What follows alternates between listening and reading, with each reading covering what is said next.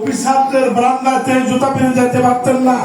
উনি বিগত আন্দোলন করে এই 17 থেকে 20 গ্রেড কর্মচারীদের দুর্দশার অনেক উপকার করেছেন এবং উনি আমি শুনেছি উনি যখন মৃত্যুবরণ করার আগে তার সমস্ত সম্পদ এই কর্মচারী ভাইদের বিলিয়ে দিয়েছেন।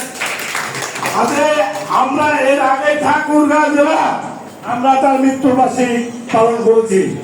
এর আগে যাই হোক, কর্মচারী ভাই ও বোনেরা, আপনাদের প্রতি উদাত্ত আহ্বান থাকবে আমার যে আপনারা এই আজিজ ভাইয়ের মতন যে কর্মচারী ভাইরা আছেন ওনার মতন ধারাবাহিকা ধরে প্রত্যেকটি কর্মচারীর বিপদে আপদে যাবেন।